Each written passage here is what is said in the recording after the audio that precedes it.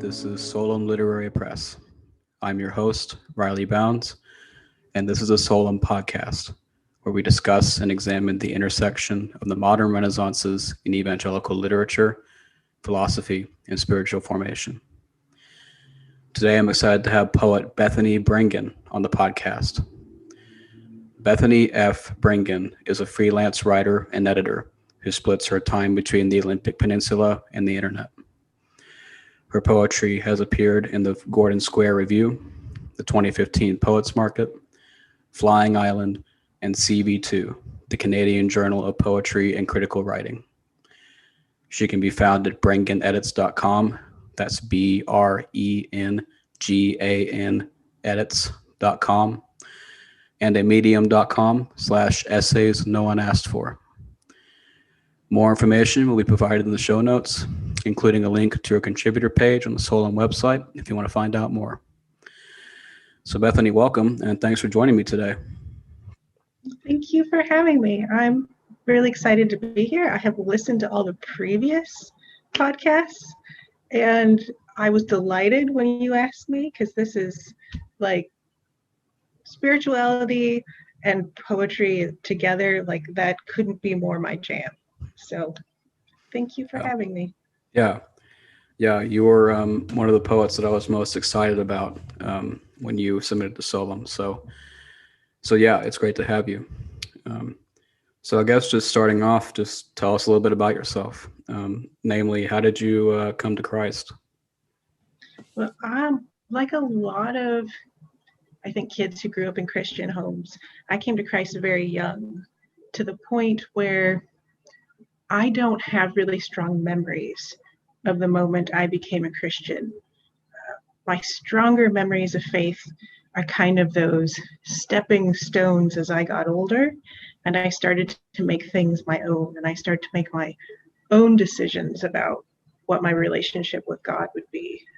And I will say my parents are very encouraging in that aspect. Like, they really pushed me and my siblings to ask questions and to have our own relationship with God outside of our parents' relationship with God, which I think is really important. So what's your experience of Christ like now? I like to think that it's a little deeper and more mature, and hopefully that's the way one's experience of Christ continues to be as one develops. Certainly you don't want to lose that quote unquote childlike aspect to your faith, but also hopefully your faith is strong enough that it accepts complications. And I feel like adult life is so much more complicated than I was prepared for as a child. You hit that point in your teenage years and you're like, I understand how the world works. If everyone would just do the things the way I have decided things would be done, all of these problems would be gone. And then you hit adult life and you're like, oh no, everything is incredibly complicated, and it turns out I am not God. And I think I keep coming back to that, like, oh, I am not God. God is God. And I think that kind of sums up my current relationship with Christ, the continually coming back to, oh, I am but dust, and you are Christ, and that's good. So you don't subscribe to any particular denomination right now? No, I spent a lot of time in a lot of different denominations when I was a child, because my parents, despite the fact that they hate change, ended up church hopping quite a bit. So we went to Lutheran churches, we went to Presbyterian churches, we visited a lot of Baptist churches, because Western Kentucky is Baptist Church Central.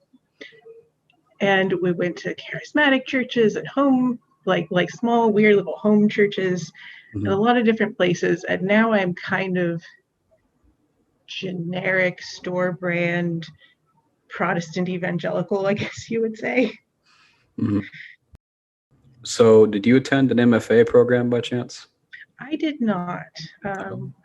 And that, it was really interesting to hear Matt Andrews, who was on the previous podcast, talk about also not having that background, because sometimes I do feel a little like, oh man, all of my friends who are writing really great poetry also have attended an MFA program. Mhm. Like, am I missing out? And it was the right decision for me to not go do an MFA program at that point in my life. Like, money, health wise, just straight up sanity wise, that was a Mhm. good choice. But I do kind of miss having that context that formal education gives you, where you learn everything in relation to everything else. Mhm. And currently, I am learning things as I can and grasping bits of knowledge, but they are not always as interconnected as I would Mhm. like them to be. Mhm. Yeah, yeah. It's much more systematic, I think, in a program as opposed to just sporadically learning things and piecing them together on your own. So that can definitely be a benefit of an MFA program. Um, so just generally for you, what is life like being a Christian poet? I mean, I feel like, I don't wake up every morning and go, I'm a Christian poet. This is my life. I think I wake up every morning and go, where's my caffeine? And, what's on my to-do Mhm. list? But I will say that both poetry and Christianity have permeated my life and how I live my life so much that I can't disconnect them from Mhm. my life, and I can't disconnect them from each other. They're Mhm. so intertwined. Like, everything that happens day to day reminds me of a Bible verse or reminds me of something that could be a poem. Mhm. And it's almost less like, oh, and here's my career as a Christian poet, and a little bit like, here are the things that keep me sane as I continue to live my day-to-day life and deal with Mhm. my work and deal with my family and my friends and all the problems that just come up being a human. Mhm. So it seems more like, though you're operating from a Christian worldview, you're still writing poetry just from the heart, not just governed by a will to evangelize or anything like that, right?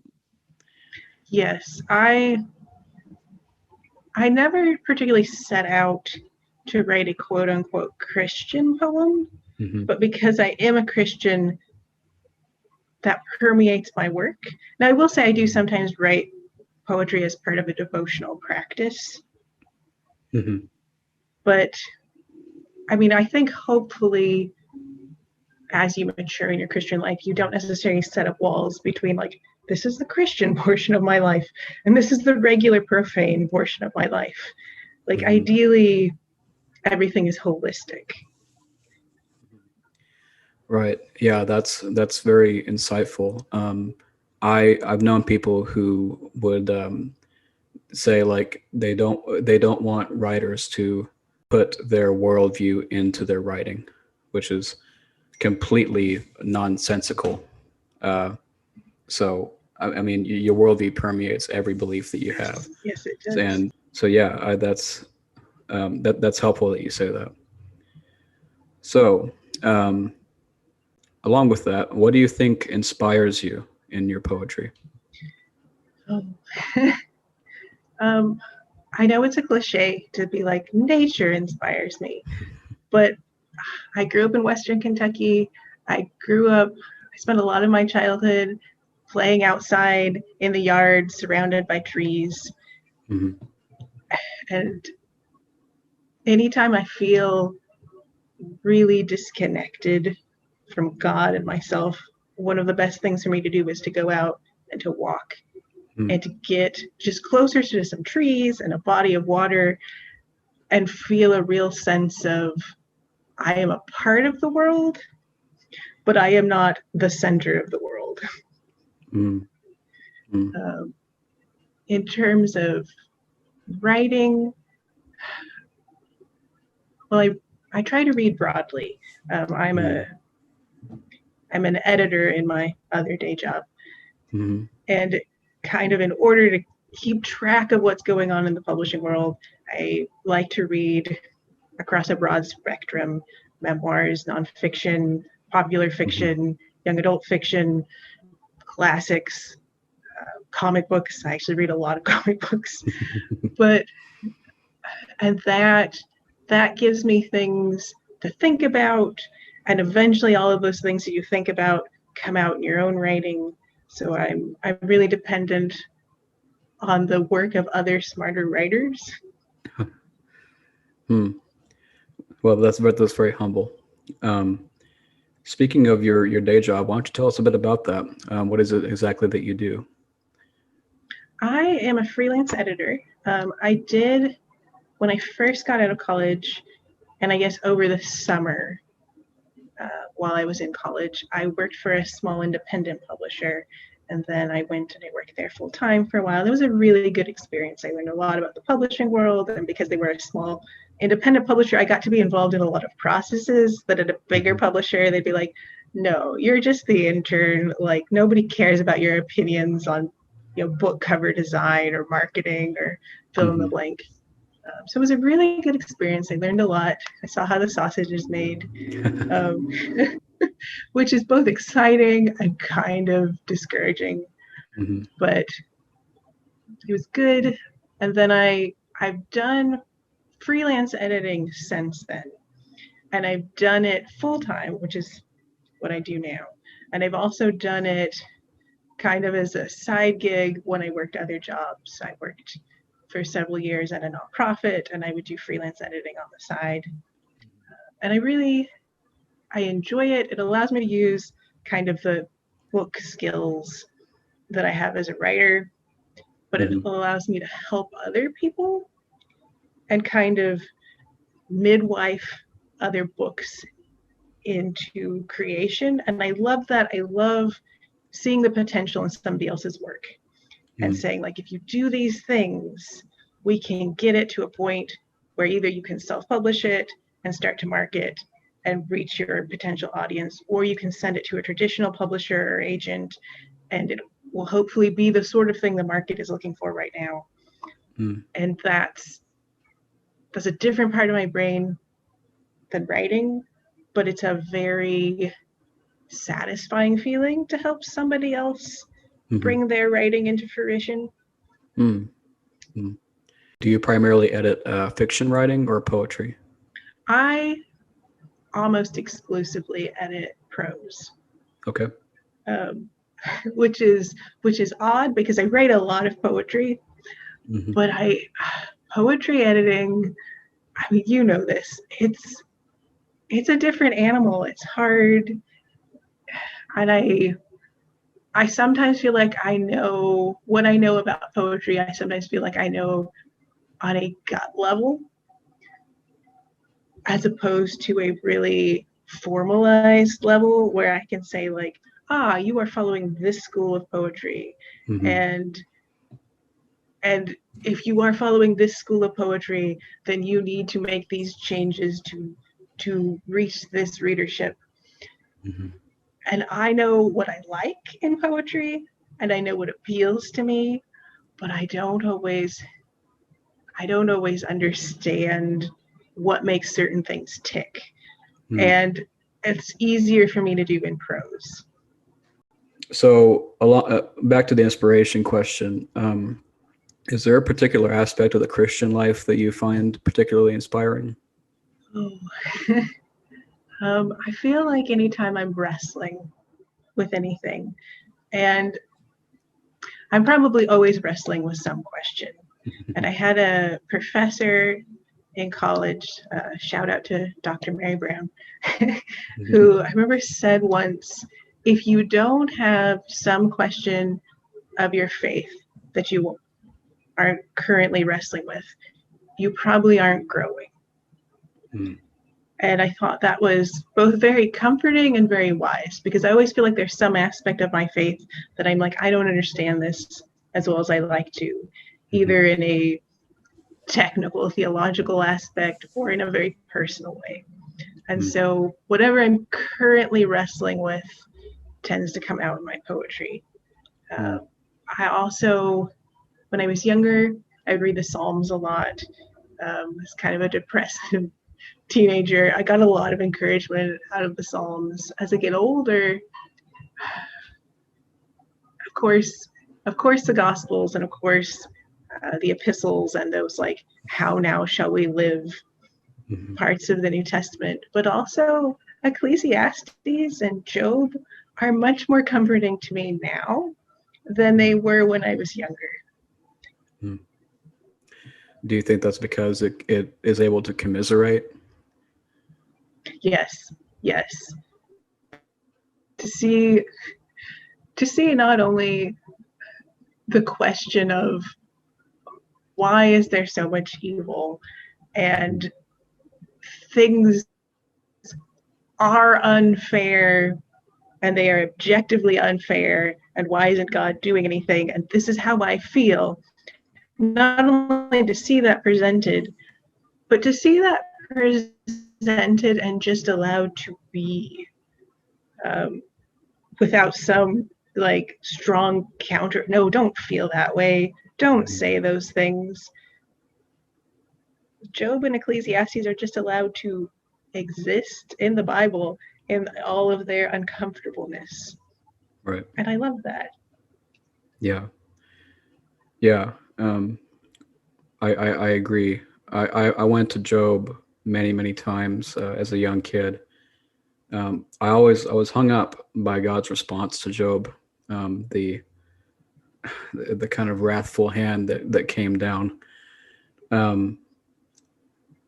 Is there anything that you can say to that, like why God would respond in that way? I mean, it's interesting because the central tension of Job is all like, I was a good man. Like I arguably did everything correctly, and all of these bad things happened. And then Job's three friends come and they're like, well, you must have done something. Like if you read their arguments, at the bottom of their argument is this idea of like, well, surely you committed some sin somewhere or you wouldn't be suffering in this way. Right. And then you have the youngest, and I cannot remember his name, but Elihu? I think that's, yes, who says, I waited all this time to speak because you were all older than me. But I feel like somebody has to defend God. And it's interesting, he doesn't necessarily say, Job, you must have sinned. He just says, God is holy and we can't question him and call him evil for doing things outside of our understanding. And that's when, after he speaks, God appears. And God also doesn't say, Job, you sinned. He said, I'm God, and I am the one who, controls Leviathan, who causes the desert to bloom in places where no man sees it. I do all of these things. And at no point does he say, Job, this happened because of something you did. But he does say, I am God and you are not.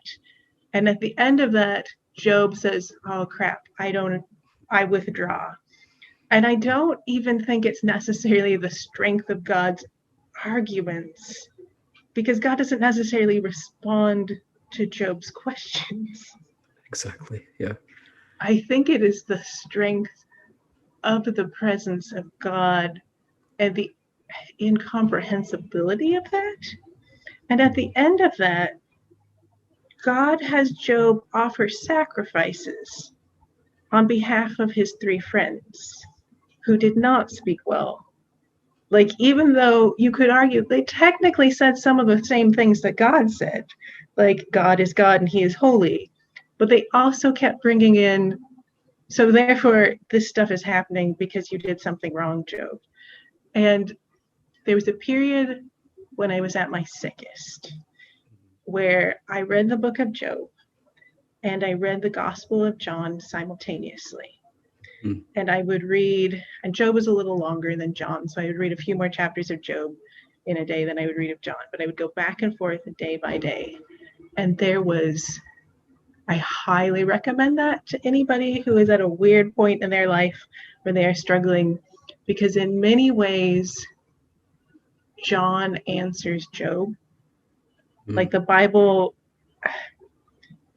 different books of the Bible exist in conversations with each other in different ways.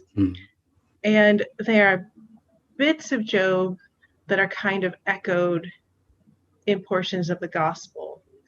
And it was fascinating to read John at the same time as Job, because you have these questions of suffering, and then you have Christ show up, who is the suffering servant, who takes on our suffering, and he doesn't. And you start, for me, it was almost this realization of like, oh, God doesn't owe me anything. And yet he has decided to give me all of this grace. Like the world is already fallen and broken. And in the Gospel of John, you have the story of the man who was born blind, which is one of my favorite stories in the gospel, because the disciples come up to Jesus and they are like, well, who sinned, this man or his parents, that he should be born blind?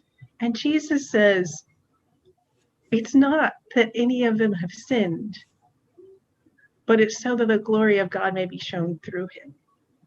And what a fascinating piece of theology. And it's the whole story of the man who's born blind is incredible, just all the way through, because you have the point where he's healed, and then the Pharisees are all like, well, how did this happen? And he was like, it was Jesus. And they were like, no, don't say that. Like, and he's like, but all I know is that I was blind and now I see, which is such an iconic verse of scripture, but it's also such a great foundational piece of theology that I keep coming back. Like, I don't know that much in and of myself, but I do know this little bit that Christ came for me, to me, and I was blind, and now I have sight. Speaking in a very metaphorical way, obviously. Right. Well, that was excellent. And now that you bring it up, the story of the blind man, it's such a good synthesis of seeing our lives as a whole, and we can make sense of the pain and the good that it can bring about, not just for us but for others. So yeah, that speaks to me a lot too. So just tell us a bit about your writing process. Oh man, my writing process. It's a little, sometimes like, do my days have a process? But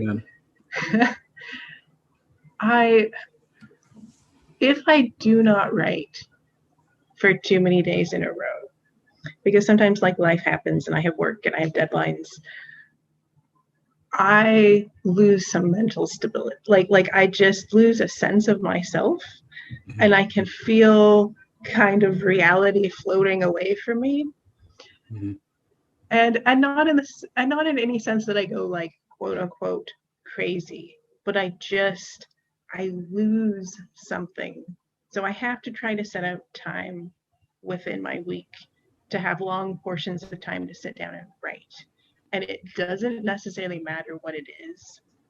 It can be prose, it can be fiction, it can be poetry, but I have to have that time somewhere in my schedule just to feel sane. And sometimes it'll be like, finally, I have time, I'm going to sit down and work on this project that I've been wanting to work on, or I'll write this poem that I've been wrestling with. And sometimes I will sit down and I will be like, I have no ideas. I have no idea what to do. And I will go out and I will pull up some poetry prompt somewhere. For a while, I was collecting words. Like, you'd get those dictionary word of the day emails. Yes. Yeah. And every time I'd be reading something, I'd come across a word I didn't know, I'd write it down. And I'm like, I'm going to write a poem, and this poem is going to include these 5 words. And I will tell you, they were not great poems, at least as drafts, because somewhere in the revision process, most of those words had to come out because they made no sense. But it was a good starting point. So sometimes I start on a project that I've already had in mind and I've been working on it. Sometimes I'm like, nope, I have nothing, but I need to write just to stay sane. So we're going to do some prompts. We're going to play with some ideas. Yeah. That's great. So what do you think is the purpose of writing poetry as a Christian? This is such a good question. It's such a complicated question. I think I'm going to give two different answers. Okay. And the first answer would be Genesis tells us we were created in the image of God, and God is a creator. And so I feel like anytime we participate in an act of creation, we are echoing God. We are taking part in the joy of creation. Mm-hmm. I feel like that's part of what we are meant to do as humans, which is a little bit of an argument for art's sake. I think something beautiful can exist in the world just because we are created to make beautiful things. I do also think that poetry has a power to touch people in a very particular way. And poetry is very experiential. Right. Like, it's hard to make good arguments in poetry, but a lot of people are tired of being argued to or with.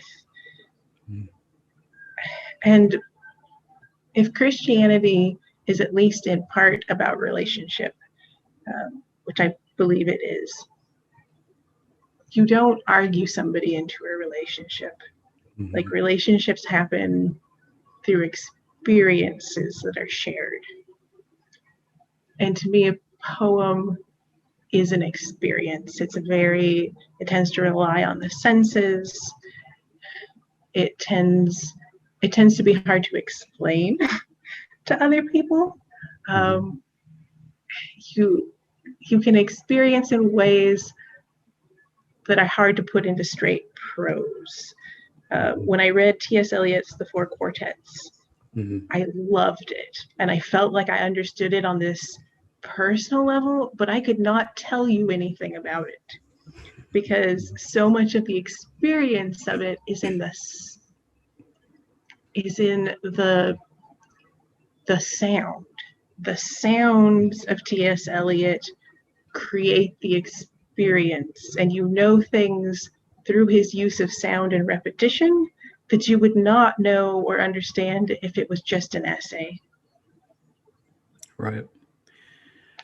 Yeah, that reminds me a bit of Gertrude Stein, because her work, it's complete nonsense, but you still arrive at a meaning of it in a way because you can make sense of the sound. Her use of the words just carry it all. And along with that, I remember as you were talking, John Keats, he wrote on negative capability. It's just the thesis, from what I understand, that we can read something like poetry and we might not get it consciously, but subconsciously we do. And I can tell you too that I've talked with many writers who often don't even know what when they wrote it, what they meant. Yeah. Now that's not to say that it has no objective meaning, but it means that, in the moment, we don't sit down and think, I really want to write about the problem of evil. It just kind of comes. It's just inspiration. So. Yes, that reminds me of Madeline L'Engle's Walking on Water, which is a great book on the writing life and faith. If anybody listening is curious about a really good book on that, and she says she often writes books that are smarter than she is, and that's part of how she defines the idea of inspiration. And I love that because sometimes I will come back to things that I wrote and be like, oh, that theme is just threaded through there. But I have no conscious memory of trying to put that theme in. Yeah, I've had people read some of my own work, and like one time, my friend he said, "I think that the speaker in this poem is you," and I'm like, "Oh no, I wasn't writing." And I was like, "Well, maybe it is about me," Yep. Yeah. So does that happen a lot for you too? Yes. They're like, no, this is not connected to some area of my life. And then somebody will be like, oh, this makes me think of such and such. Or I can see the influence of some other something here. And I'm like, no, I didn't do that. And then later it's like, oh, no, that's definitely there. Which is why I think sometimes we can't fully trust writers when they tell us what is and isn't in their work. Right. Like Tolkien being like, no, Lord of the Rings has nothing to do with the war. And I'm like, it certainly has something to do with war. Like there's some influence of that in there. Absolutely. So I keep saying that there is a surge of Christian evangelical poets right now putting out work. And I say that as an editor who's read a lot of these poets. I feel that there's just an unprecedented number out there right now writing. I don't know if it's just because of the influence of the internet and people being able to disseminate their stuff easier, or if it really is a kind of poetic revival. I like to think that there's some truth to both. But do you see it as a kind of quote unquote resurgence of art in evangelicalism? You've asked this question of people on other podcasts. I have, yeah. And when I first heard it, I was going to say like, no, I don't, particularly in relation to poetry. I was going to be like, well, I don't know, because I always feel like I'm at least 6 years behind on trends in poetry, because it takes me so long to read poetry. Like I do try to read poetry constantly and consistently, but it can take me months to get through a single volume. And so whenever there's like a trend or a resurgence, I might be the last person to know. But you had D.S. Martin on your first podcast, and he was talking about his project, what is it called, where the poems about Ephesians. Yes. And I was poems for Ephesians. And I was like, I know about that. I've heard of that. My grandmother sent me one of those poems. At which anytime you have a family member who sends you like an email when you're a poet and they're like, we think you'll like this, there's always a part of you that's like, oh no, is this going to be like some really sappy thing that I have to politely say thank you for sending? But it was very good. Right. And so both the fact that I had heard of that and that other people in my life had also heard of that to the point that they were sharing it with people does suggest to me some kind of change, some kind of movement. And I don't know quite where that's going. I see more and more in evangelical churches a desire to bring the arts in. I think there's a lot of uncertainty about how to do that, because if you are not a musician or a singer, I think often the church doesn't know what to do with you as an artist. Yeah. And if you are not out there like painting crosses, they're like, we don't know what this means. And but I see more and more of a desire to bring the arts in. I've seen that in the church I currently attend. I had been asked, one of the poems that I will read, Invitations, was originally written for a service at Gateway Fellowship. I have attended many churches. I have never been asked to write a poem for a service before.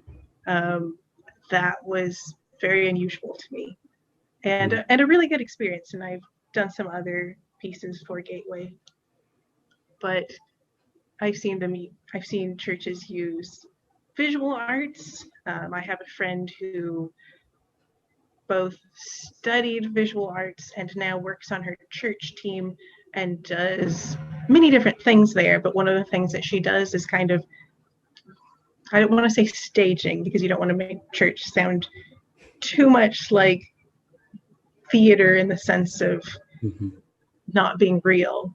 But she does things with staging, and she does things with lights and backdrops and color because that's her skill set. And she's found a place where that's being brought in to the church, which I think is really beautiful. And I don't know where this will go. And I don't know what this means for Christian writing overall, because for a long time you either wrote for the secular world or you wrote for the commercial Christian market. Right. And there was not a lot of crossover. Even though there were a lot of Christian writers who wrote with Christian themes, books that were read by both Christians and non-Christians. And I feel like we're seeing more quote unquote literary Christian work being acknowledged as that right now. So I think there is some kind of movement, but I don't know enough to describe it. And I feel, like I said, I'm always behind on trends. So if I'm noticing something, I feel like it must be there because I'm always so behind. Yeah, well, I feel behind too. So, I think you'll find that many people are in the literary scene. There's kind of this assumption that the people who work in the scene are very savvy to all the ongoings inside the movement, but that's just, no one has the time or to be completely versed in all the little iterations of poetic movements that pop up and stuff like that. So yeah, we're all kind of right there with you. But would you consider yourself part of that movement now reflecting on it? I would love to be. I mean, and obviously I write to be read by a lot of different people, and I've been published in very secular publications, and I'm not necessarily like trying to sneak in through the back door and like quick stab somebody with Jesus. Right. But I do consider myself a Christian writer, and I love reading work that is God-centered, but is complicated, that doesn't ignore the messiness of living in a fallen world. Yeah. And so I'd be very happy to be part of a Christian readership and writership that accepts that. Yeah, something that Matt said on the last podcast has stayed with me. He talked about, he didn't approach poetry as a ministry so much as he approached it as a meaning of expression. And naturally that resulted in God honoring work. So I guess a good way to describe what I'm seeing is a very organic movement inside Christian circles toward writing poetry as a means of their expression of worship, as opposed to like an agenda, Yes. Because that's the worst thing you can do when writing, is to have any sort of agenda, really, political, religious, social, otherwise. So one of the things that I love about your poetry is that you can write from a Christian perspective with what I call an MFA voice. Even though, I now know you didn't attend an MFA.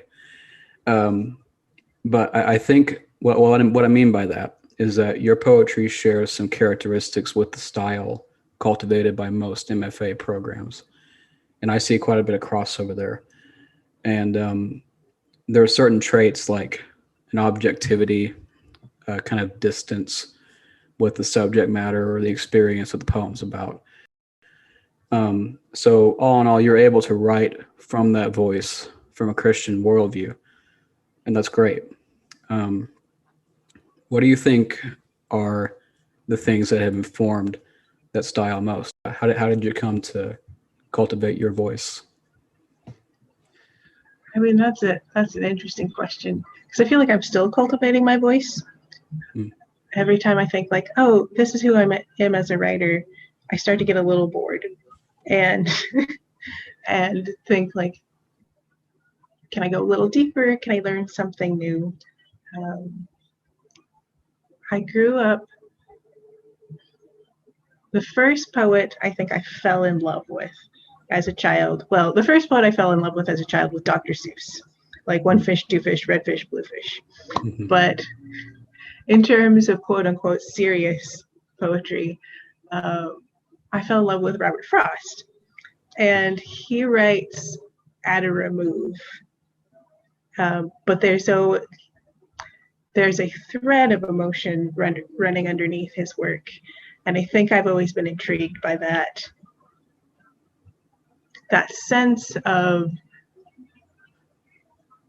something beneath the surface, but also somebody taking your hand and kind of guiding you in. And Robert Frost does that in a lot of his poems. You kind of feel like he's grabbing you and he's like, let's go to the creek. Like, let's look at these leaves. Let's stand by these horses. And suddenly you're there and you're with him and you're standing by the horses. But he's not necessarily saying like, and now I'm going to tell you like about my relationships. We're going to get deep down in the depths of my heart. But there's an emotion running underneath that. And then when I got a little older, I read Emily Dickinson, and it kind of became a joke in college a little bit because I got really into Emily Dickinson. Yeah. And she also writes sometimes with a little bit of a remove, but there's more personal ideas there, and there's more emotion, there's more feeling, but she's able to step back from time to time. And I like, is it Shelley who said that poetry is strong emotion in retrospect? Never heard that. I can't, well, I'm probably partially because I'm mangling the quote, but there's an idea about poetry being a very strong emotion that is then recollected. And I do find that to be true. Poetry that I write in the moment tends to be very therapeutic but garbled. Like everything is in this poem. None of the images make sense. I read it later and I don't know what I meant. But poetry that is a couple steps removed from whatever I was experiencing at that moment tends to make a little more sense. At least for me. I know other poets approach their work a little differently. Yeah. There's no one way that poets go about it. So that also reminds me. I've been talking with other poets recently about clarity in work. How what do you think is the balance really? Like, how much should a poet obfuscate before it becomes basically like I don't know, Finnegan's Wake? Or should it be like painstakingly clear? Yeah. Well, I mean, I feel like it's a little bit of a cliche, but there's a saying, but it's true. There's a saying like, your first draft is for you, and your second draft is for your reader. And I worked as an editor so much that the question that I always come back to with the writers I'm working with is, who's your audience? Who's your reader? Like, where's the reader in this? Because it is perfectly acceptable to write something that's just for you. And and to even have a blog, put stuff up on your blog, not care if anybody wants to read it or not. That is good. But if you are at a point where you're like, I want to hand this to somebody else, at some point you do start to think, who's going to be reading this and what are they looking for? What is going to be meaningful? And I often think of poems, if I reach the point where I decide I want to send them out somewhere, as something I am sharing with somebody, because at some point there's an experience, a heron that was at the creek and the light was hitting it just right, that I just want to hand to somebody. I just want to wrap somebody else's hands around it and be like, experience this with me. It was so incredible. And this is the only way I know to give you this heron that was at the creek. And so I want to write in such a way that there's a door for somebody to come in. But how big that door needs to be depends on very much who the audience is. Like the poems that I wrote for Gateway, I tried to, and that's funny to say because Invitations has the imagery of a door right in it. But, it's for a church crowd that maybe doesn't necessarily sit down and read poetry on a Saturday. So I want to make it fairly clear and the imagery to be concise, whereas a poem that I might write for an audience of poets would be a little different. Maybe I would play with language a little bit more. Maybe I'm picturing some silly millennial poets who enjoy some internet speak, so I'm gonna throw some of that in there.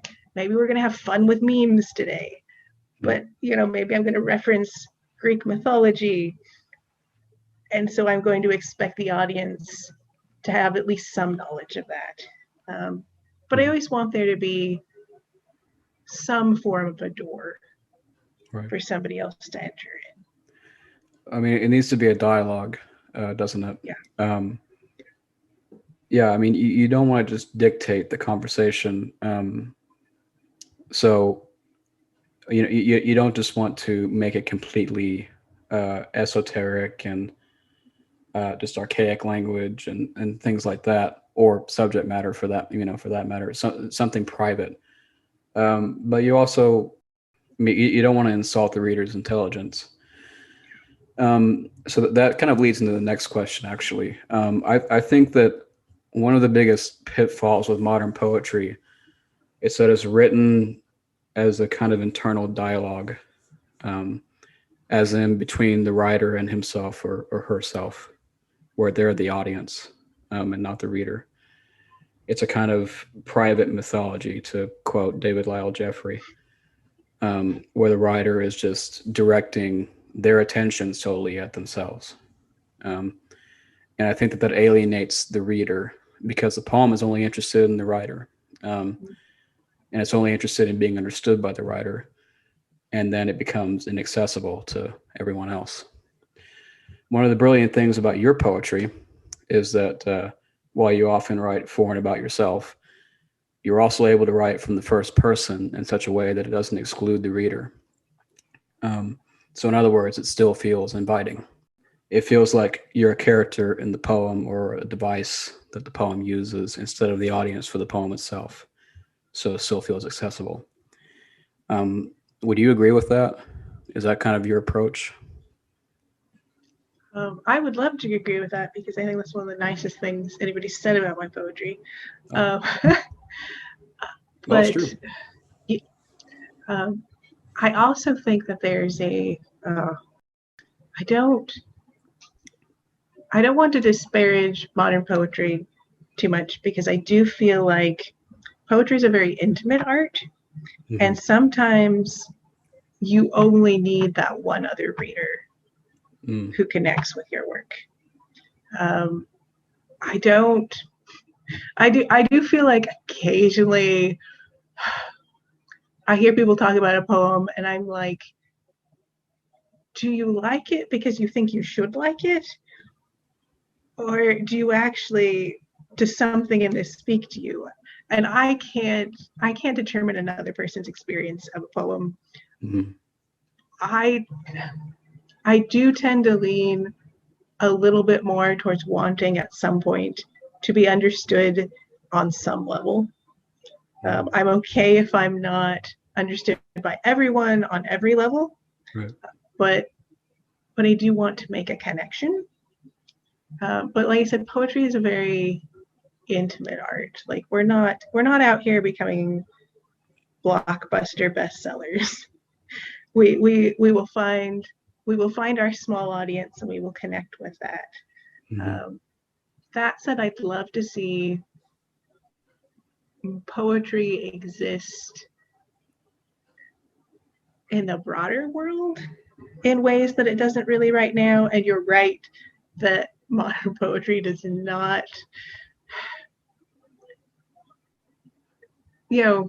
speaks to itself a lot, does not speak to a broader audience, which I think is a shame because I think poetry has so much to offer people. And anytime somebody comes up to me and they're like, oh, what do you write? And they're like, oh, I hate poetry. Like I hear that constantly, like, oh, I hate poetry. I don't read poetry. And it's almost as sad to me as one time a friend told me, I'm not really into food. And I'm like, it's food. How can you not love it? Like we all need food to sustain ourselves. And there's a sense to which we all need poetry. But I think everyone is not aware of the way they connect to poetry. I'm going to go off on a tangent and I apologize. No, please do. But when I worked in an office for a while, we hit April and it was National Poetry Month. And we were going a little crazy. We had a lot of deadlines. We had lost some people in our office. And a friend of mine and I were ex-English majors. And we were like, it's National Poetry Month. We want to do something for us. So we would put a poem. We had a chalkboard wall. And we put a poem on one half of the chalkboard wall. And then on the other half, we would let people come in and like list their favorite poems.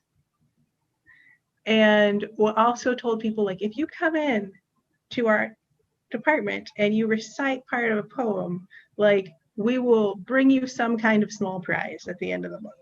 Like, it can be anything. It does not matter what it was. And it was amazing to me how many people who were like, I'm not really into poetry, but could come in and recite some bit of Shel Silverstein, some bit of In Flanders Fields, some bit of the love song of J. Alfred Prufrock. Like so much poetry had gotten stuck in people's heads they didn't realize was there. I had somebody come in, I'm trying to remember which rapper they quoted, and they were like, surely this doesn't count. And we were like, yes, it does. That's poetry. You get a point. And I think poetry has a way that it can stick in your brain and you can carry it with you. And so I wish more people were connected to poetry, and I wish there were more poets. I feel like there are current poets who really would connect to people if more people read them, but I feel like there's been such a recent tradition of this barrier between regular people and poetry, that even poets that I think people would really connect with often don't find that new readership. Mm-hmm. Yeah. I should qualify what I said earlier. I don't mean to completely, I don't want to do away with the modern style. I mean, like anything, you don't want to throw the baby out with the bathwater. I mean, you do want to keep its good traits. And one of the greatest ones is that modern poetry is it makes sense of the self, quite a bit. And even like with music, it's kind of analogous. I mean, there is objectively good music, and then there's your favorite music, right? Yes. So yeah, there is a component to that's true. and that should be retained. So now, I guess we're going into a more sensitive area, and if I say anything that seems rude or out of line, then I trust that you'll forgive me. Yes. But yeah, but you've written extensively on both mental and physical illness, and would you like to just tell us about that generally? Yes, I have a chronic illness that I have been dealing with for quite some time. I probably before I knew I was dealing with it, but for at least 10 years, I have known this was an issue. I've been dealing with both exhaustion and pain in my day-to-day life. Also, I have had bouts of anxiety and depression that have both been very serious hindrances to my day-to-day life from time to time, but I also don't want to overstate the seriousness because I have many friends who have had mental illnesses that have been much more life-consuming than mine has. I also, I don't know, in some ways, I have been dealing with this for so long that it's bled into my work for quite a while. But in other ways, I have only more recently started to write about this in a very straightforward way. I've written some prose pieces where I just talk about the reality of dealing with physical illnesses and ways to talk with friends who have physical and or mental illnesses that are helpful in ways that are not. And it's taken me this long to get to the point where I feel comfortable enough to write about that. Because in some ways it's a sort of, when you have an invisible illness in particular, you can pretend to live your life as a quote unquote normal person if nobody looks too closely. And in some ways that's a lot easier because you can just not get to something and be like, oh, sorry, things got really busy, or I'm so lazy. I used to just must be so lazy. I don't feel like to. I am not a lazy person in my day-to-day life. And I finally realized I've got to stop saying that because none of that is true. But I think kind of what pushed me towards finally writing about some of that a little more honestly is I kept coming across people in my own life, friends and family members, who had similar types of struggles. And it hurt me that they didn't feel like they could be honest about it. And that they felt like they would be judged or looked down on when they brought that up. And some of them were very honest about it and then experienced consequences for just basic honesty about basic facts of their life. And I was like, I'm not helping by pretending that I'm more okay than I am. I don't want to live in a place where the only thing I ever talk about is my own pain. I don't think that's healthy on any level, no matter what kind of pain you're talking about. But it is not honest, and it is not helpful to either myself or other people to pretend like I have Jesus and now everything is okay all the time. And we've done that in the church a lot. I tended to see two responses to pain when I was growing up. And one was kind of the little old Baptist lady who's like, I'm, they're going to cut my leg off because of the gout or whatever, but praise Jesus, I'll be fine. Nobody worry about me. Doesn't, just nothing, we should never complain and nothing is ever a problem. And the other one was kind of some of the health and wealth, name it and claim it stuff that I experienced in some areas of the charismatic church, where on the one hand I was very grateful for the deep belief in the supernatural power of God. Mm-hmm. But it was very difficult to admit that you had any sort of issues in your life, because at some point it became a question of your faith. Like, if you just believed harder, this would surely go away. Mm. And neither of those, like, it's real, but we're just all ignoring it, praise Jesus. And it's real, but it exists because you haven't believed enough. Mm-hmm. Help you deal with suffering. And they don't give you compassion for other people's suffering. And it creates a weird mentality where we start to look at other people who are struggling.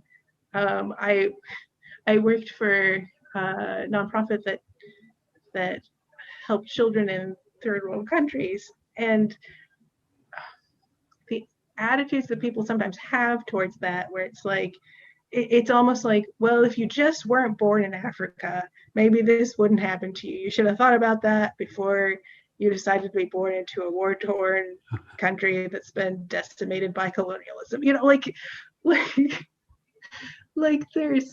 there's nothing useful about that except that it lets you think that you are somehow above suffering. Mm. And a lot of our responses to other people's pain have to do with our fear of having to deal with the reality of pain and how close to the edge we all constantly are of being out of control in some area of our life. And so that eventually pushed me to be like, this is something that I need to write about. But it's hard to write about well. And I'm still, in many ways, struggling with that. And just like going back to Job and Ecclesiastes, I mean, that's dealing with the problem of pain. And I mean, if the holiest book in the world, I mean, you can't make sense of pain, you know, everyone's pain, then, I mean, how can we sometimes? And it's not even a problem that's exclusive to the Christian church. I mean, it's also just every culture around the world. I mean, it's predicated on power, and in American culture, especially, there is this kind of fetishization of how strong you are personally or physically, or, you know, even in academics, you know, how can you assert your dominance over people? And in that way, you know, you don't have to feel pain, or you don't have to deal with it. So yeah, it is, I think we're particularly called as Christians, since we're dealing with people on the most fundamental level, to deal with people and their pain. And it's incumbent upon us to figure that out. And I'm sure that you're helping us to do that. So you say you have written poetry in response to your ailments. Is it a way to cope, would you say, to make sense of why you have those or what you have? Yes, a lot of my poetry starts out as me just trying to process something, and putting things into words is how I have learned to process things. I have other people in my life who are visual artists, and they process things through visual mediums, and like words are kind of half useless to them a lot of the time. Mm-hmm. But very, very, very much part of my coping process. And some of those are things that no one will ever see. They will just sit in journals or on hard drives, being the terrible but useful poems that they were. Terrible but useful. I like that. Do you find that sharing your poetry is more therapeutic than the process of writing them, or vice versa? Writing is so much more therapeutic. I feel I never feel as fully myself as I do when I'm sitting writing. When I'm truly caught up in the middle of a writing project and I feel like, yes, this is the word that goes in this space. Like I feel complete. I feel like my real self as I am when nobody is looking at me, which maybe is a very introverted thing to say, but sometimes I can lose myself in other people, like their perceptions, their needs, their wants, their desires. And when I sit down and write and it's just me and God and a computer or a notebook, I'm like, oh, I am real. I exist, and I'm exploring. And the publication process and the sharing process is peripheral to that. I enjoy, it's been a big encouragement to see more of my work published, and that certainly pushes me forward, because having somebody outside of you say, hey, this might actually be good, is deeply encouraging as a writer. And you know, no man is an island and all of that, but and seeing some people's responses to some of my work, some of the essays I wrote on pain, people have put in the comments their own experiences, and I have not been able to respond to those because I look at those and I just want to cry, because it means so much to me just that somebody else out there feels a tiny bit less alone. So that has been deeply encouraging. But I would still have to write even if nobody ever read a single word I wrote. Yeah, that was beautiful. Thank you. Now, the next question again is quite personal, and let me preface it by saying that it's motivated by my own experiences.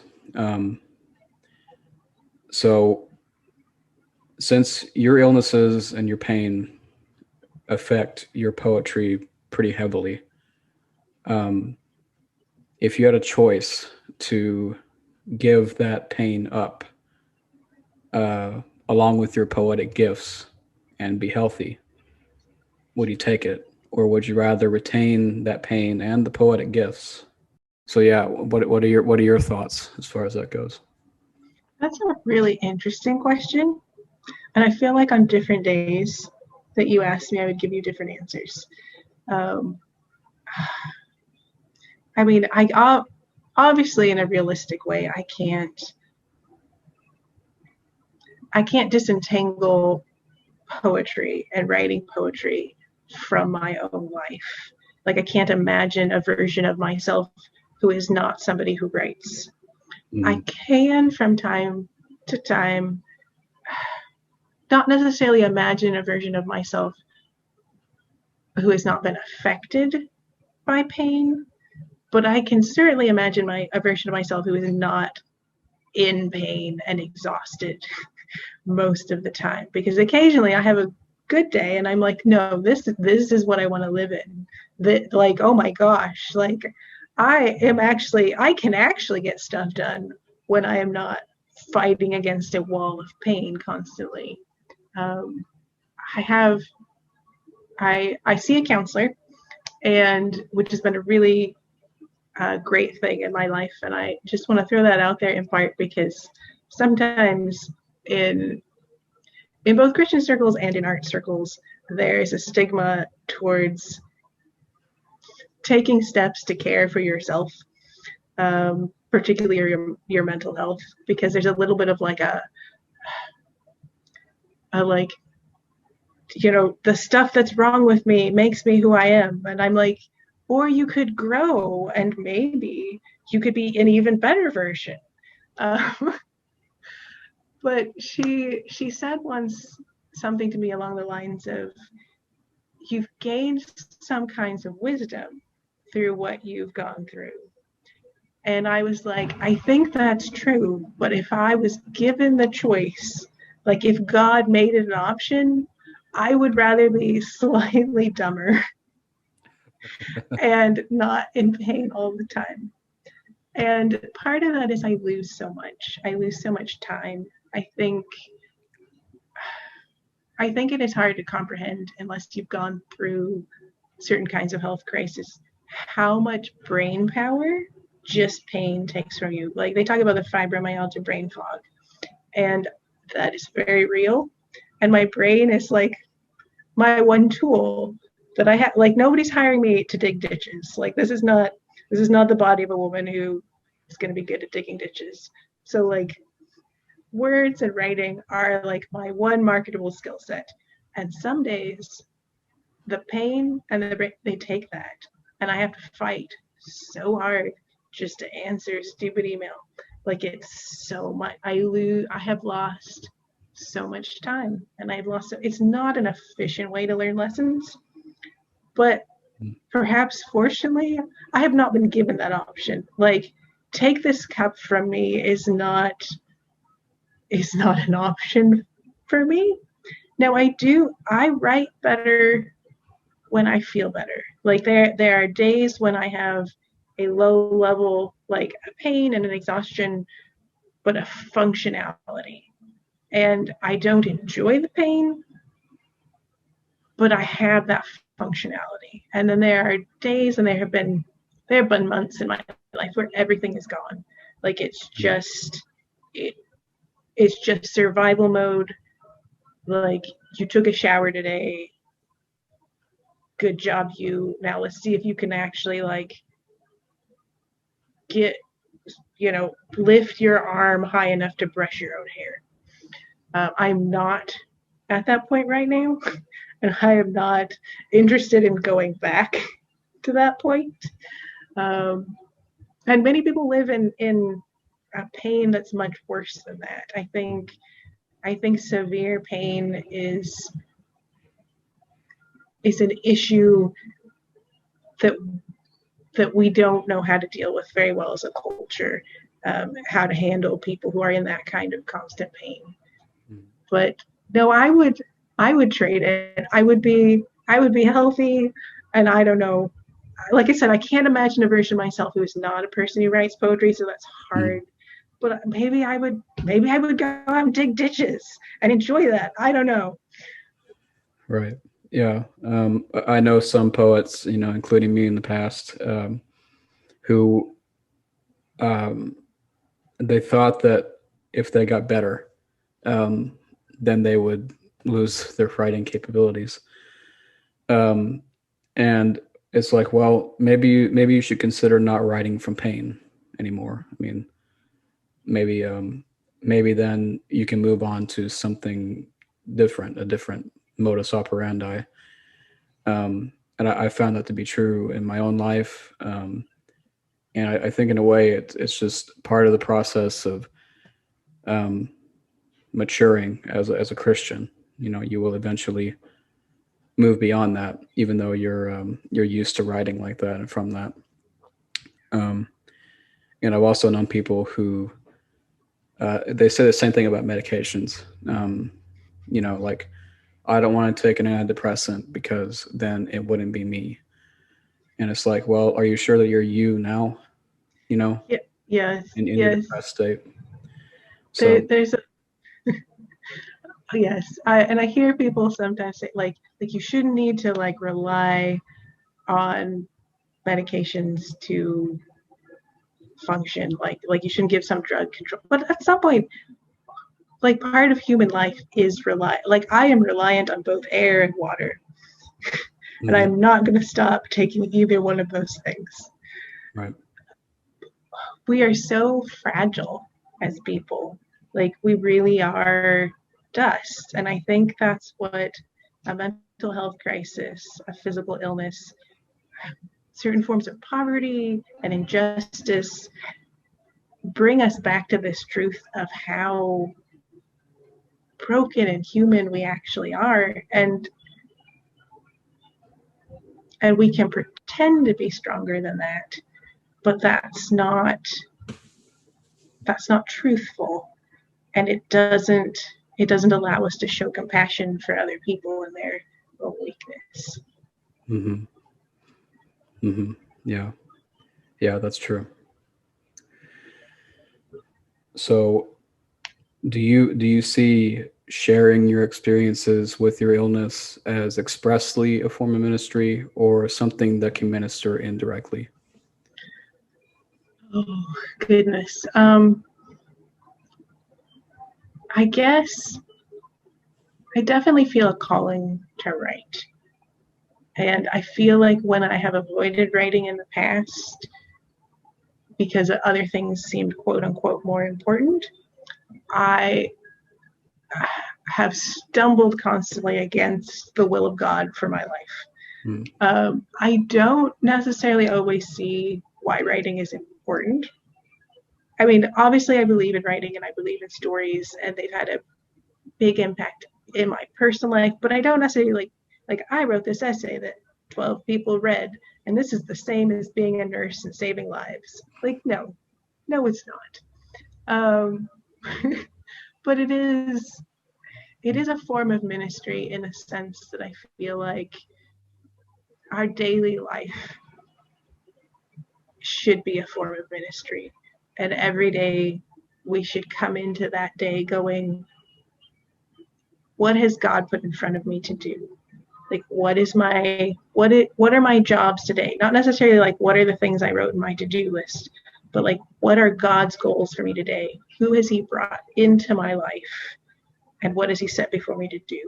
And sometimes the thing that he set before me to do is to write something.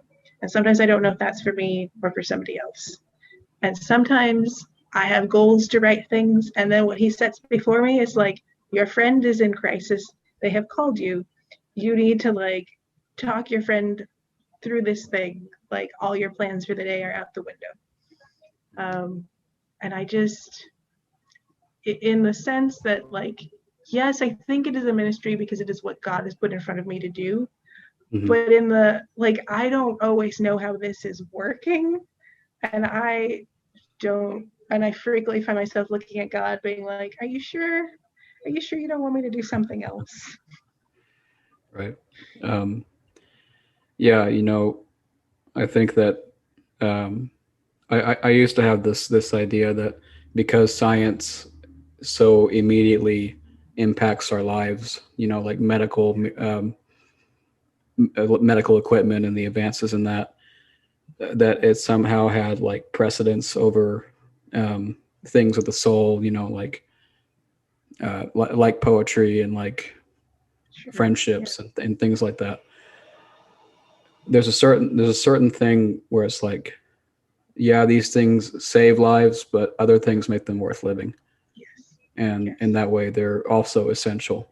I mean, just think about what it'd be like to not have poetry at all. I mean, to not have that, being able to share that pain and things like that. That'd be an awful life to live.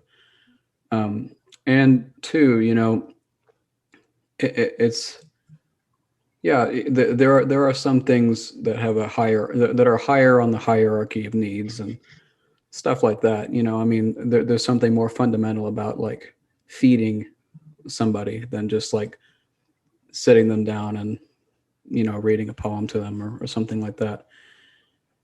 But it's also, I mean, I know of people who have been saved from suicide by reading a poem or seeing somebody smile and then deciding that they're not going to level their head with a bullet that day.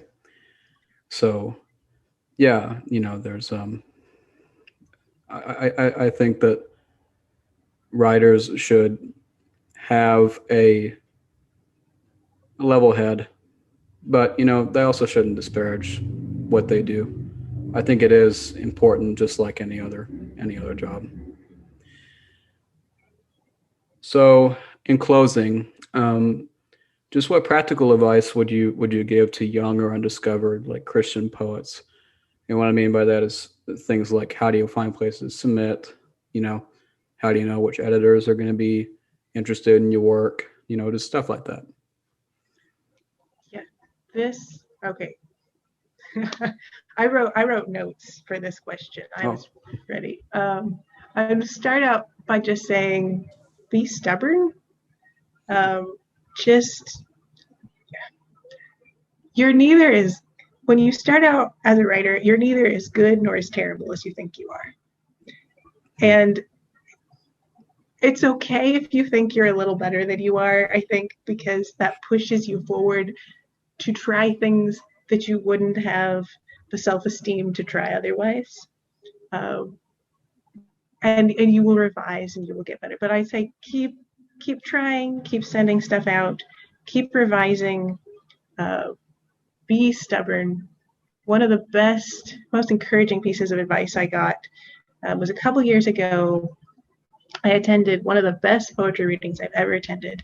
And one of the poets there was Tess Gallagher, who is a poet who splits her time between the US and Ireland and writes beautiful, beautiful work. Has published several volumes. I think her most recent one is Not. She's been in the literary scene for ages.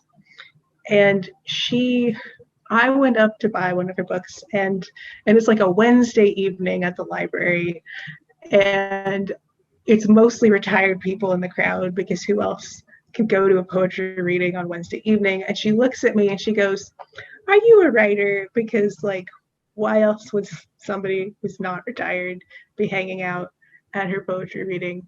Mm-hmm. And I said, well, I've been writing things and I submit some of them sometimes, but I get mostly I get rejections. And she looked at me and she said, well, I get a lot of rejections too, which shocked me because she's a very, well-known writer and very good and published several volumes. Mm-hmm. But she said, the thing to think about is it's just one person's opinion on your work. Mm-hmm. And that was such a kind thing for her to say. And I think of that often because I've had pieces that I've submitted. I've been submitting places for years. And then finally, one place later picks it up. And it's just the perfect home for that poem. And it doesn't, and sometimes the poem is better years later because I've been revising it and I figure out what it needs to be. But sometimes it has reached its final form and has been in that form for some time, and it just takes a while to find the right publication. So I would say be stubborn, keep submitting, be consistent as your life will allow you to be, to continue to submit. I will also say in terms of where you find places to submit, and this is what I wrote notes on. And Matt Andrews in the previous podcast also talked about this, but like when you find a writer you like, look in the back of their volume, or if you're reading poetry daily and you're like, I really relate to this poem, like scroll down and see where it was first published. And that is a good way to find journals to submit your work to. If you go like, I write along this theme in this style, in this form, like that's a great way to find places. I subscribe to Authors Published newsletter. It's called Author Published Magazine and Freedom with Writing. And they will, a couple times a week, they will send emails out being like, here's a list of 17 contests without fees, or here's a new publication that's just started. They've been really useful to me. I have found a lot of places to submit work to and been accepted by several places through them. Writers Market books, they have not put one out for 2021. So I don't know if because of the way the internet is kind of taking things over, if they are going to continue to publish their guides, but most libraries have some fairly recent version of Writers Market, Poets Market, and that is a good thing if you are starting out to go through and dig through. I would say even if you get rejected from a journal, subscribe to their email newsletter because they will let you know about upcoming publication opportunities. And if you find that their work is not that interesting to you, you can unsubscribe. But often if they're a journal who you want to see yourself in, it's worth your while to read the information that they put out and to read the poets that they are sharing. Submittable no longer has a newsletter that they are putting out, as far as I can tell, but they do have the Discover tab. And so if you're submitting to places, you probably already have a Submittable account, and you can go up, like when you go into your Submittable account, hit the Discover tab, and there'll just be this scroll, usually by date. And sometimes I will just go through and see, like, not the deadlines that are closing in 30 minutes, because you want to give yourself some time to put together a good submission and make sure you really want to see your work in this journal. But I will go through, like, oh, they're closing in a couple days, and maybe I want to meet this deadline. Go through and read their submission guidelines, read any examples they have, make sure I understand the rules. Always follow the submission guidelines, kids. But and also just read, like, the about statement. The about statement for a journal is a really good indicator of whether their ideas about writing and poetry and the world might fit with some of the ideas expressed in some of your work. When I read the Solum, this is what we're looking for, I immediately went, oh, I have a drawer full of this stuff. Like, I don't know if they'll want any of it, but I have, like, this stuff that's too Christian for the literary world and too literary for the commercial Christian world. How do I, what do I do with this? And when I read that about page, and I'm trying to remember if there was a submission fee at that point, because I often don't submit to journals that have submission fees unless I feel like my work really fits. But when I saw your description, I was like, I don't care if there's a submission fee. That's where I'm going. So that was really helpful to me. So thank you for writing such a good description. Yeah. Well, thank you for submitting. That's very helpful to even to me. I didn't even know about some of those markets. So and also, again, I've referred to Matt like 3 times now, but he had some good points. Oh, he had some great stuff. Yeah. It's always a good idea. I mean, to submit widely within reason, because even I will get some stuff and I'm like, hey, this is great, but I mean, it completely, it just doesn't fit my parameters that I've prescribed. So editors are people. They haven't come across every kind of literature. They don't always know what they're gonna like. So, but obviously, I mean, if you're a Christian and you're going in and submitting to like an atheist publication or something that's explicit about that, obviously they're not going to. They're like, we hate all religious references, which I have occasionally come across things where they were like, we don't want any religious references anywhere. And I'm like, well, I guess this might not work out for me. And not that all of my work has explicit religious references, but sometimes there are phrases that I am used to that I don't necessarily think of being as overtly religious. And sometimes I'm like, maybe I'm just not the right philosophical bent for your particular journal. Yeah. Right. Yeah.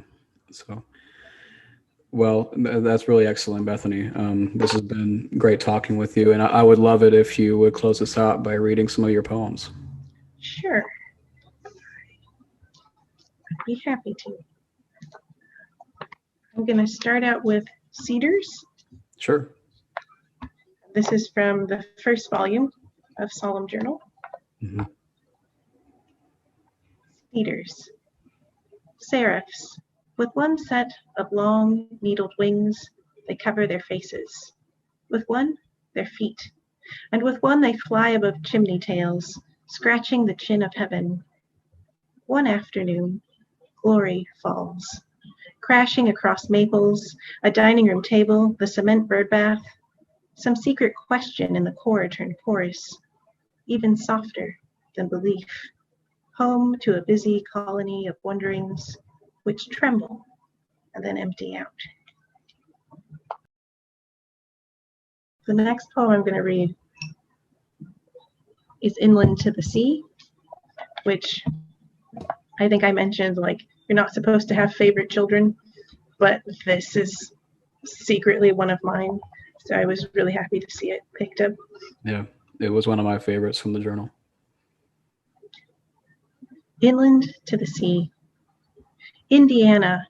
Read Oliver's Wild Geese and think, but someone does need to be good, even if it is hard on the knees. What will we do if nobody tries? Kentucky. My coworker doesn't understand why her kids don't trust her when she loves them so much. Want to say she doesn't really love them, just feels intense emotions in their general direction, and am ashamed of my own heart, a mudbank where the bitterness of eons collect. Want to say a lot of broken glass, and hope the not saying might be counted to me as love. Indiana. Take off my shoes in the college chapel, lock the door, take off my watch and earrings and ring and necklace, pile them all in a pew, dance on the dirty color-drenched floor, lie down in the shape of a cross, cheek right next to piece of dry grass, root still attached, pleading, tell me, what do you think? Pleading, please don't answer that. Eventually, somebody knocks. Visiting parents want to see the stained glass. Gather myself like a secret and slip away. Move west. Read in Blackwater Woods. Whisper it relentlessly to myself. Still want to grab strangers by the lapel. Care, God damn you, why won't you act? Am still an undredged sludge of shards. Goodness is not the sea, but a river adjacent. The sea, as feared, has teeth, but also round palm-sized windows, jade, sapphire, snow eyes, beach combers, and children can pluck casually from warm sand without worry of cutting themselves.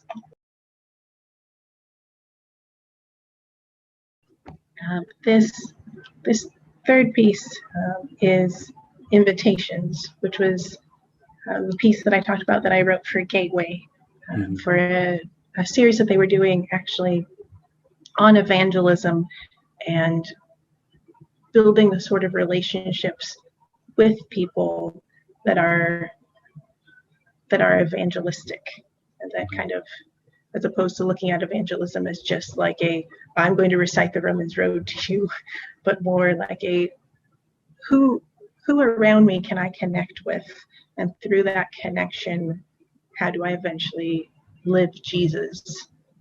Mm-hmm. Invitations. Who do you say that I am? Why are you so afraid? Who touched me?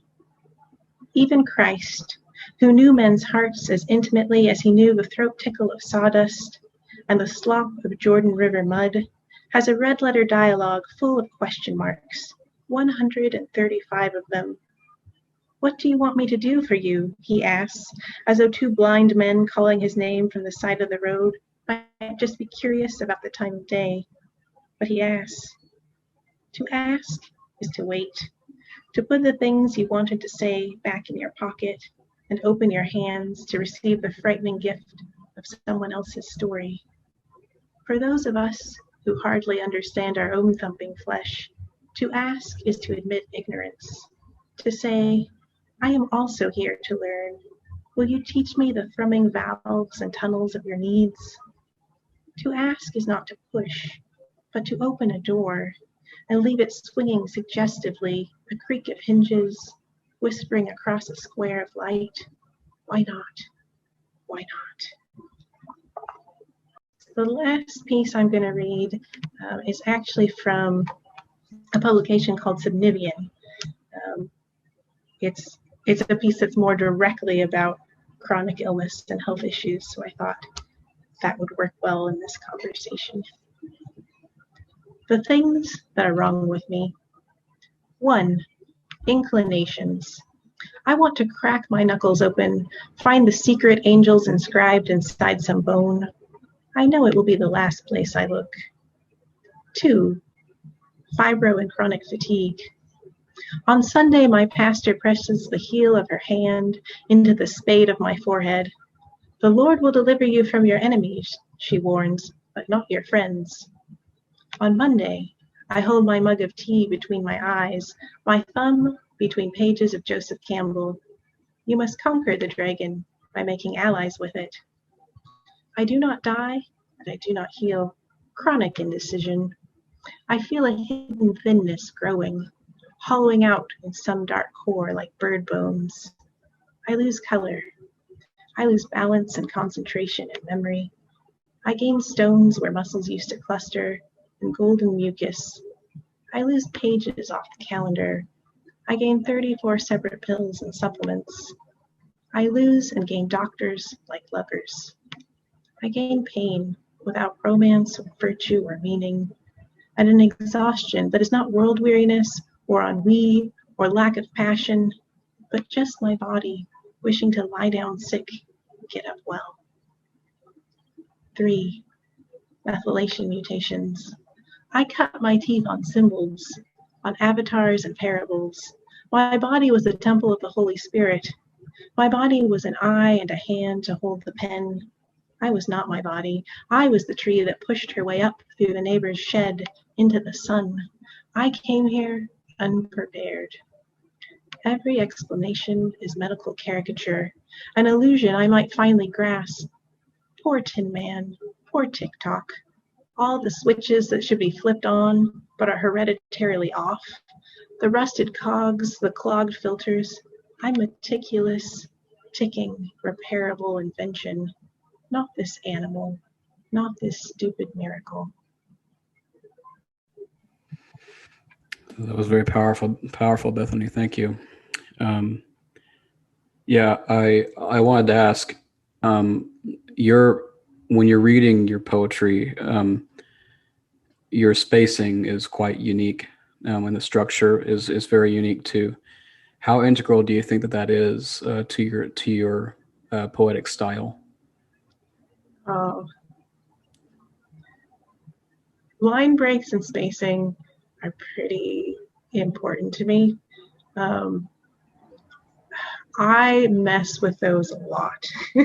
And often a poem doesn't feel fully done until I've hit the right spacing and breaks. And I will read aloud things a little differently than the breaks exist on the page, because I like it when a poem can exist in two realms of meaning, where you could have a break that suggests one meaning and a flow of sentence that suggests another.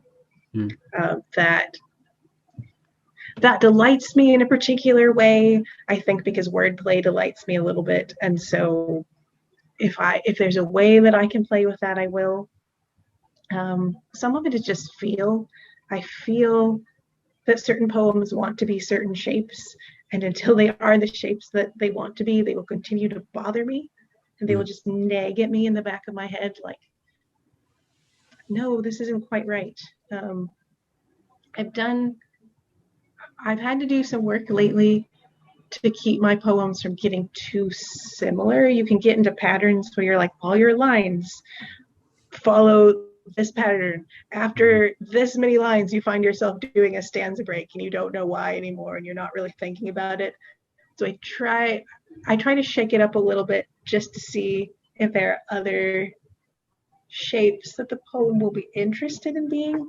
I realize that sounds a little kooky, like the poem is sitting there alive, making demands. But yes, in answer to your question, line breaks become important to me. But I frequently had editors suggest sometimes changes to line breaks that I'm like, yes, that's better. That's what this poem wanted to be, and I wasn't able to get there.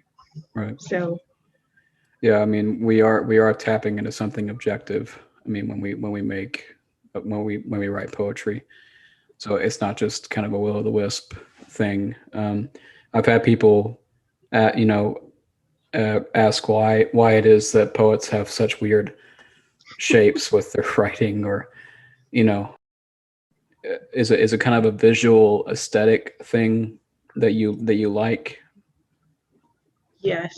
And there's a bit of sometimes there's a break there because we are jumping, even though it may not seem immediately clear in the language of the poem, we are shifting in ideas, or there's a shift in tone that might not be immediately obvious just in the way the poem is, but here, like, and sometimes it's more straightforward. Glory falls is there's a definite break there that just represents the physical falling. It also represents a moment of change in the poem where we go from cedars are seraphs to questions of belief. And so it's a little more something is falling physically on the page, and it's very representational. But sometimes it represents a speed of thought or ideas. Like sometimes a bunch of short lines together read choppily, depending on where your commas are placed, what words you are using, how long or short those words are. So they can add to kind of a choppy rhythm, and then all of a sudden you break that up with a really long line, and you're like moving into a flow of language that didn't exist at the shorter lines. But on the other hand, sometimes really long lines suggest we can't even take a breath. We just got to run through this line. Quick, run through this line with me and read it really fast in your head. And because I read a lot of poetry in my head and not aloud, I like having those lines as kind of little guides of a way to read a poem. Yeah, that's very helpful. Well, Bethany, it's been great talking to you today. I really love your work. I see a lot of good things coming from you and for you. So keep on keeping on. And just thanks for being here. And thank you everyone for tuning in, and we will see you soon. Thank you.